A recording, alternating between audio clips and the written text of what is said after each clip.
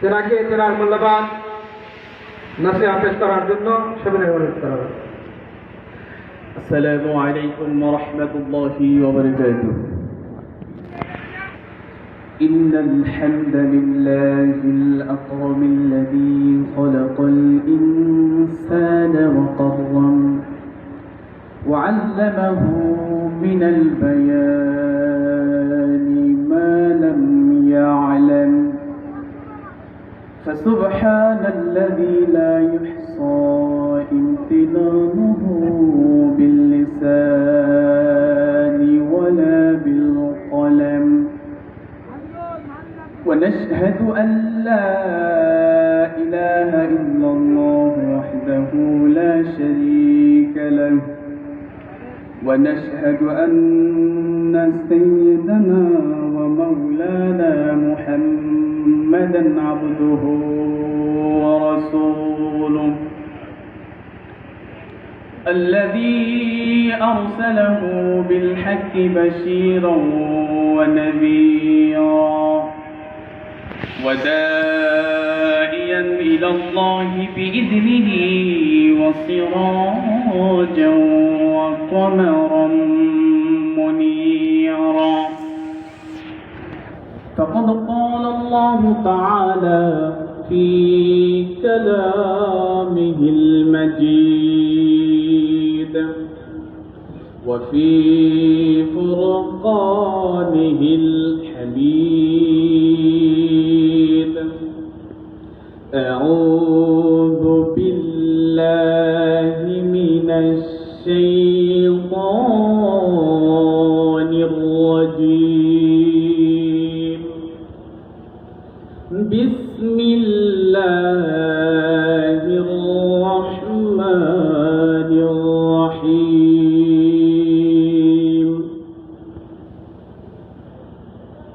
وقضى ربك ألا تعبدوا إلا إياه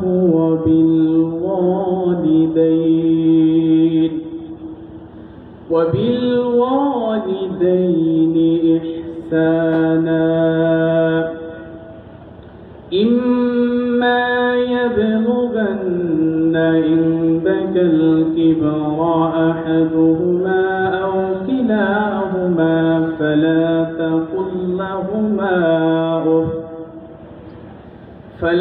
تقل لهما أف ولا تنهرهما وقل لهما قولا كريما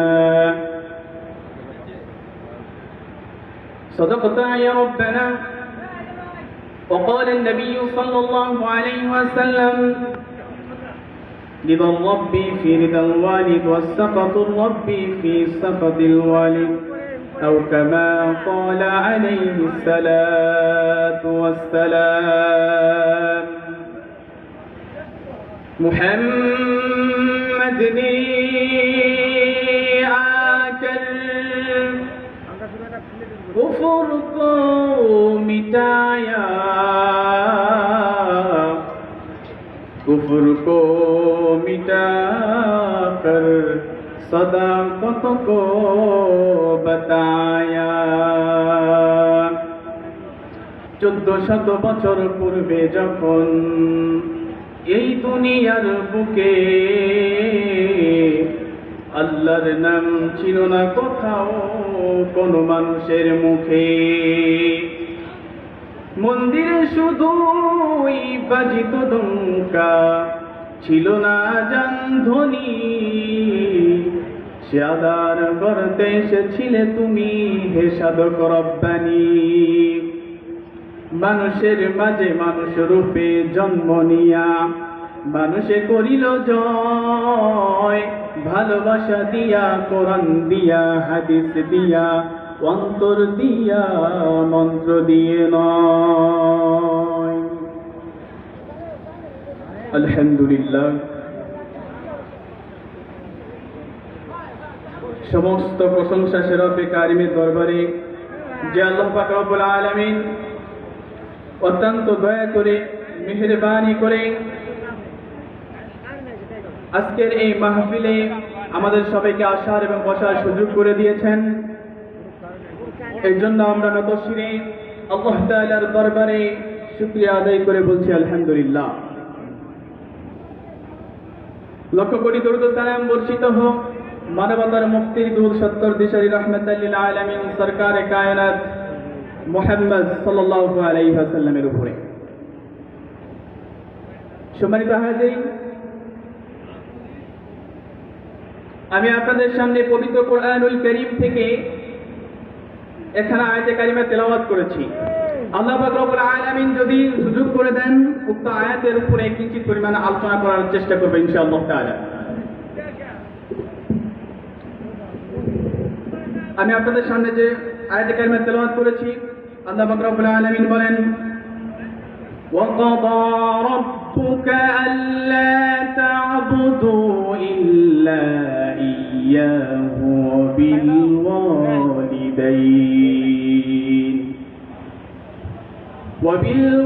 وَبِالْوَالِدَيْنِ إِحْسَانًا। আল্লাহ পাক রব্বুল আলামিন বলেন যে আমি আল্লাহ তাআলার আদেশ হলো যে বান্দা তুমি একমাত্র আমি আল্লাহ তাআলার ইবাদত করবে। আমি আল্লাহ তাআলা ব্যতীত দুনিয়ার অন্য কোনো বস্তুর আর ইবাদত করা যাবে না। আল্লাহ পাক রব্বুল আলামিন শুরুতে কথা বলে দিয়েছেন, কারণ একজন মানুষ সে যতই ভালো আমল করুক না কেন, যদি তার ঈমানের মধ্যে সমস্যা থাকে, যদি সে আল্লাহ তাআলার সাথে অন্য কাউকে শরীক করে, সে যতই ভালো আমল করুক না কেন আল্লাহ তাআলার সামনে কোনোটাই গ্রহণ হবে না। সে যতই ভালো আমল করুক না কেন। আল্লাহ রাসূল সাল্লাল্লাহু আলাইহি ওয়াসাল্লামের আপন চাচা আবু তালেব, আল্লাহ রাসূল সাল্লাল্লাহু আলাইহি ওয়াসাল্লাম যখন দ্বীনের কাজগুলো করেন, দ্বীনের দাওয়াতগুলো যখন দেন, কাফের মুশরিকরা যখন আল্লাহ রাসূল সাল্লাল্লাহু আলাইহি ওয়াসাল্লামের উপরে যখন জুলুম করে, আল্লাহ রাসূলকে দাওয়াত দিতে দেয় না, তাকে চতুর্দিক থেকে আক্রমণ করা হয়, এমন তো অবস্থায় তার চাচা আবু তালেব তার সামনে ঢাল হয়ে দাঁড়িয়ে গিয়েছেন। আবু তালেব যতদিন জীবিত ছিলেন ততদিন তার উপরে কেউ আক্রমণ করতে সাহস করে নাই। দ্বীন প্রচারের ক্ষেত্রে তিনি শিশারালা প্রাচীরের ন্যায় দাঁড়িয়ে যেতেন, মুহাম্মদ সাল্লাল্লাহু আলাইহি ওয়াসাল্লামের উপরে জুলুম করতে দিতেন না, আক্রমণ করতে দিতেন না। কিন্তু শেষ পরিণতি কি হলো?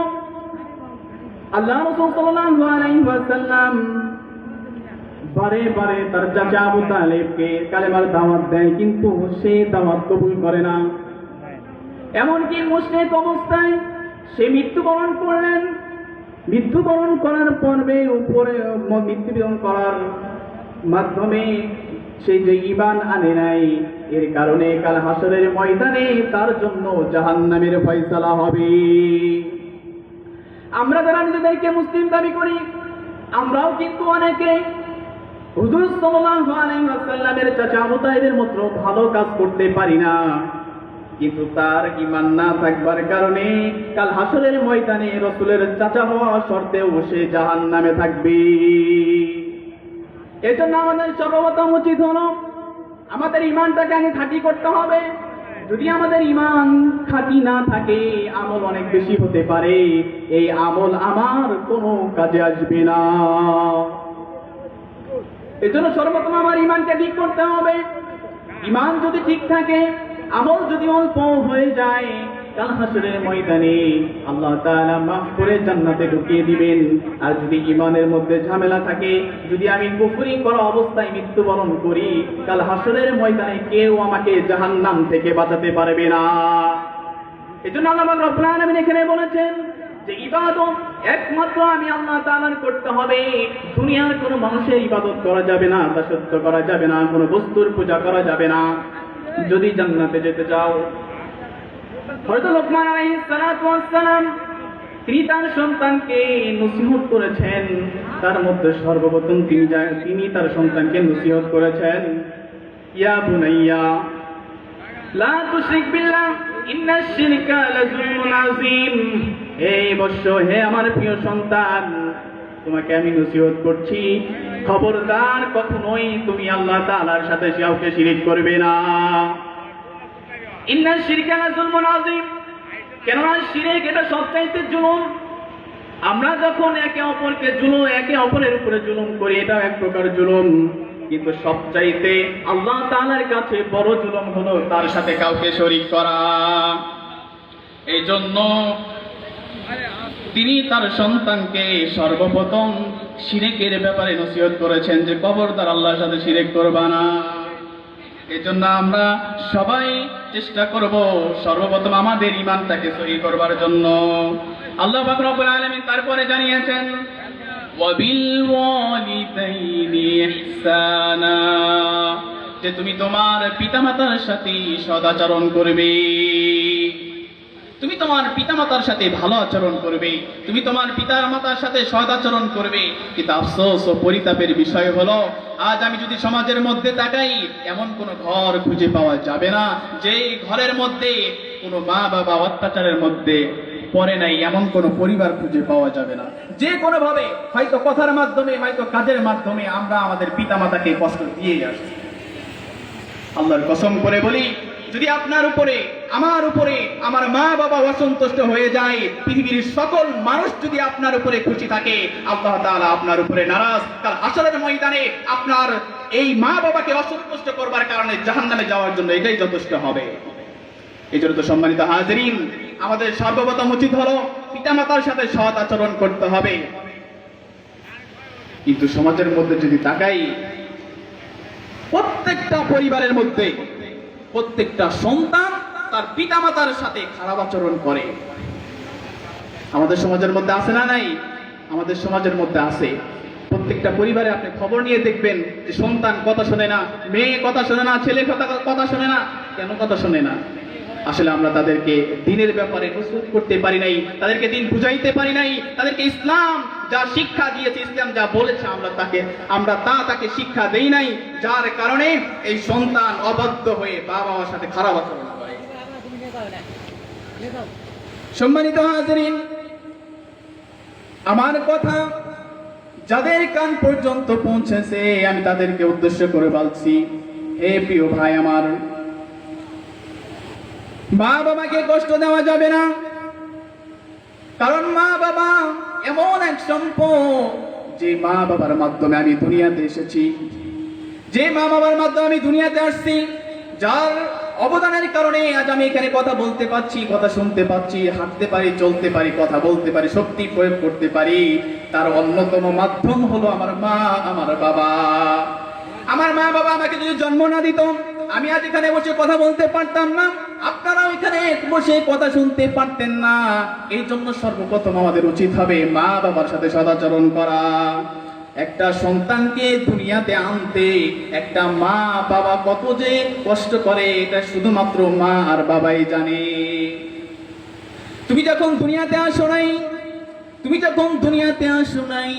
দুনিয়াতে আনার সময়, তুমি যখন তোমার মায়ের গর্ভের মধ্যে ছিলে, একদিন নয়, 2 দিন নয়, তুমি 9 থেকে 10 মাস তুমি তোমার মায়ের গর্ভের মধ্যে ছিলে। তুমি গর্ভের মধ্যে থাকবার কারণে তোমার মা ভালো করে খেতে পারে নাই, চলতে পারে নাই। তোমার মা সর্বদাই তোমার জন্য কষ্ট করেছে। পৃথিবীর মধ্যে এমন কোনো মানুষ পাওয়া যাবে না যাকে কাউকে যদি বলা হয় যে তোমার পেটের মধ্যে একটি ইট বেঁধে দিব আর মাসে তোমাকে 15,000 করে টাকা দিব, তুমি 1 মাস পেটে পাথর বেঁধে থাকবে, ইট বেঁধে থাকবে, এমন কোনো ব্যক্তি খুঁজে পাওয়া যাবে না যে তার পেটের মধ্যে ইট বেঁধে রাখবে। অথচ বিনা পরিশ্রমে, বিনা টাকায়, বিনা বেতনে আমার মা আমাকে তার গর্ভে 9 মাস থেকে 10 মাস রেখেছেন। বিনা টাকায়, বিনা পয়সায়। এই জন্য শুকরিয়া আদায় করা দরকার। তাই শুধু কি তাই, এই মা এত পরিমাণ কষ্ট করেছেন। আমি যখন দুনিয়াতে আসবো, মায়ের যখন প্রসব বেদনা শুরু হয়েছে, মার পেট থেকে 1 ফোঁটা নয়, 2 ফোঁটা নয়, এক বালতি পরিমাণ রক্ত দুনিয়াতে সে ঝরিয়েছে, জমিনে ঝরিয়েছে তোমাকে দুনিয়াতে আনতে।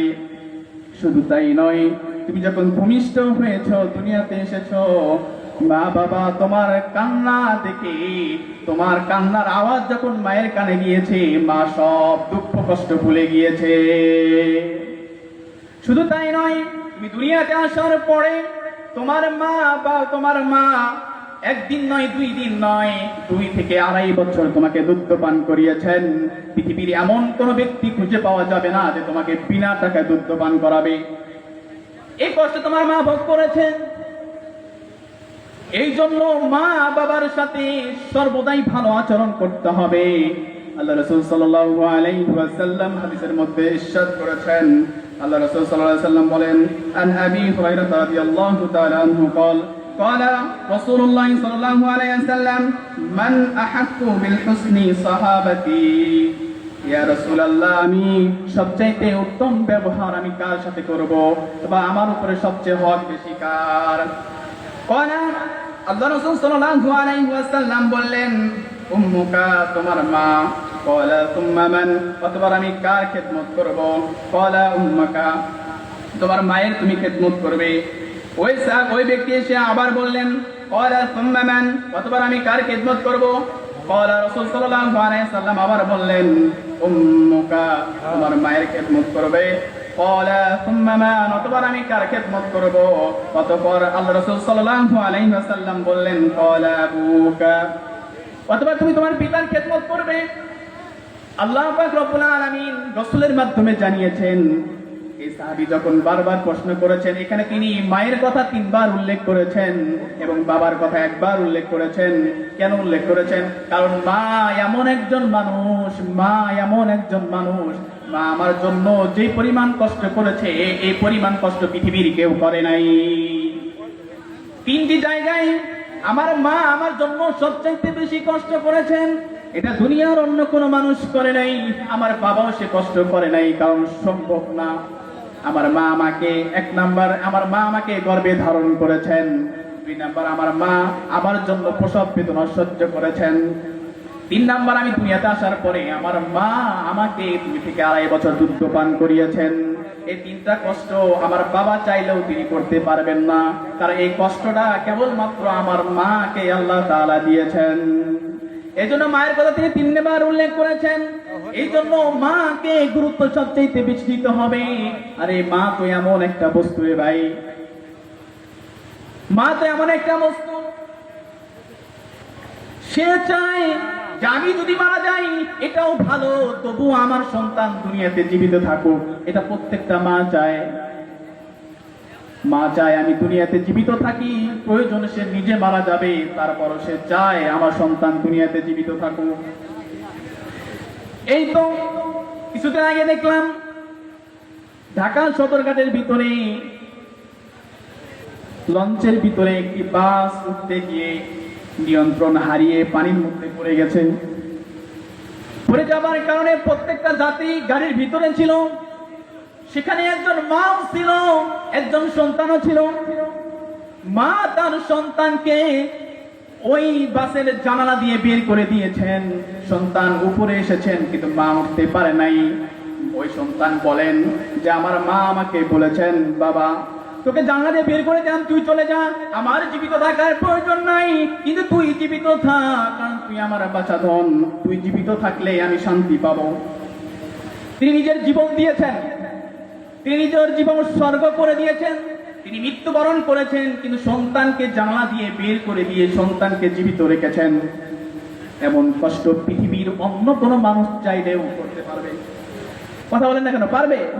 দুনিয়ার অন্য কোনো মানুষ পারবে না। এটা কেবলমাত্র মার দ্বারাই সম্ভব, কারণ আল্লাহ তাআলা মার অন্তরের মধ্যে এত মায়া, এত ভালোবাসা দিয়েছেন। অন্য কোনো মানুষের অন্তরে সন্তানের জন্য মায়া মহব্বত দেন নাই।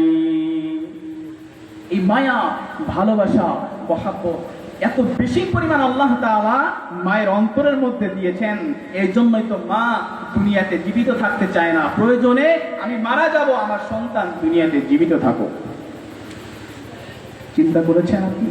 অথচ আপনি সন্তান হয়ে কাপুরুষের মতো আপনি আপনার মায়ের সাথে অন্যায় আচরণ করছেন, আপনি আপনার মাকে মারধর করছেন, মাকে ঘর থেকে বের করে দিচ্ছেন, মার জন্য আপনি বৃদ্ধাশ্রম নির্ধারণ করেছেন, আপনার উপর তো আল্লাহর গজব পড়বে, আপনার উপর তো আল্লাহর গজব পড়বে, আল্লাহর লানত আপনার উপরে।